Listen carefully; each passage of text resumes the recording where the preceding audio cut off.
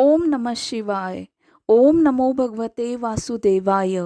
दोस्तों, आप सभी को बैकुंठ चतुर्दशी की हार्दिक शुभकामनाएं। इस बार बैकुंठ चतुर्दशी 14 नवंबर को है। हर साल कार्तिक मास के शुक्ल पक्ष की चतुर्दशी तिथि को बैकुंठ चतुर्दशी मनाई जाती है।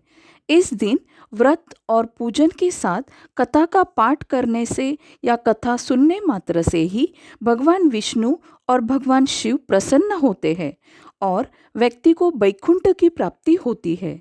हिंदू धर्म में बैकुंठ चतुर्दशी का विशेष महत्व है। इस दिन जगत के पालनहार भगवान विष्णु और भगवान शिव की पूजा की जाती है। साल में सिर्फ यही एक दिन ऐसा होता है जब भगवान विष्णु जी और भगवान शिव जी की एक साथ पूजा की जाती है। मान्यता है कि इस दिन विधि विधान से पूजा करने और व्रत कथा सुनने मात्र से लोगों को स्वर्ग की प्राप्ति होती है। साथ ही जीवन के सभी दुखों से छुटकारा मिलता है। तो आइए सुनते हैं पहली कथा।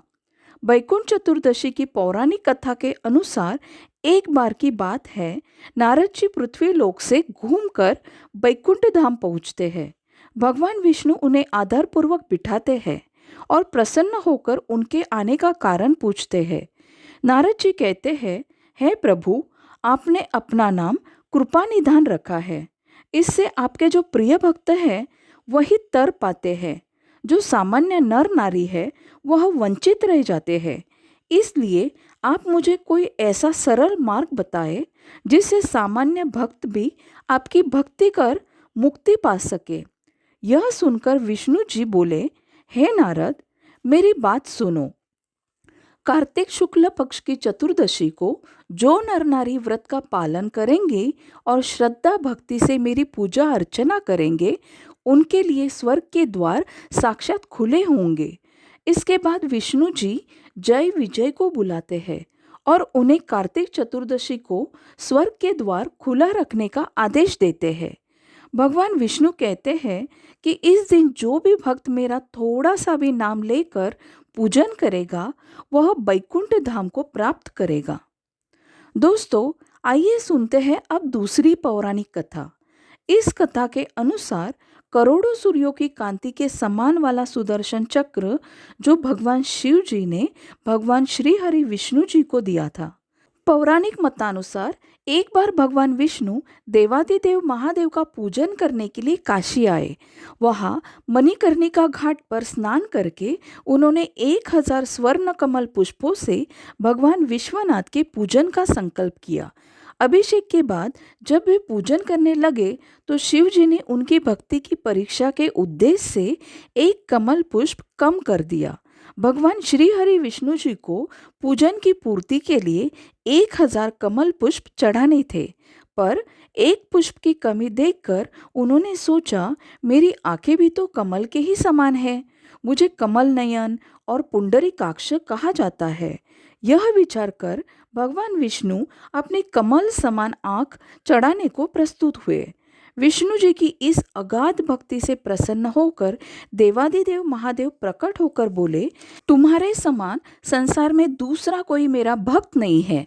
आज के यह कार्तिक शुक्ल चतुर्दशी अब बैकुंठ चतुर्दशी कहलाएगी और इस दिन व्रतपूर्वक जो पहले आपका पूजन करेगा उसे बैकुंठ लोक की प्राप्ति होगी। भगवान शिव ने इसी बैकुंठ चतुर्दशी को करोड़ों सूर्यों की कांति के समान वाला सुदर्शन चक्र विष्णु जी को प्रदान किया। शिव जी तथा विष्णु जी कहते हैं कि इस दिन स्वर्ग के द्वार खुले रहेंगे।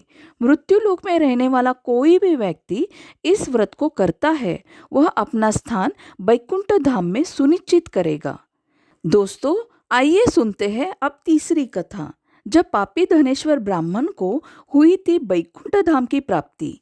धनेश्वर नामक एक ब्राह्मण था जो बहुत बुरे काम करता था। उसके ऊपर कई पाप थे। एक दिन वो गोदावरी नदी में स्नान के लिए गया। उस दिन बैकुंठ चतुर्दशी थी। कई भक्तजन उस दिन पूजा अर्चना कर गोदावरी घाट पर आए थे। उस भीड़ में धनेश्वर भी उन सभी के साथ था। इस प्रकार उन श्रद्धालुओं के स्पर्श के कारण धनेश्वर को भी पुण्य मिला। जब उसकी मृत्यु हो गई तब उसे यमराज लेकर गए और नरक में भेज दिया। तब भगवान विष्णु ने कहा, यह बहुत पापी है, पर इसने वैकुंठ चतुर्दशी के दिन गोदावरी स्नान किया और श्रद्धालुओं के पुण्य के कारण इसके सभी पाप नष्ट हो गए। इसलिए इसे वैकुंठ धाम मिलेगा, अतः धनेश्वर को वैकुंठ धाम की प्राप्ति हुई। बोलो भगवान विष्णु जी की जय। बोलो भगवान शिव जी की जय। ओम नमो भगवते वासुदेवाय। ओम नमः शिवाय। प्रिय भक्तगणों, कथा को अंत तक सुनने के लिए बहुत बहुत धन्यवाद।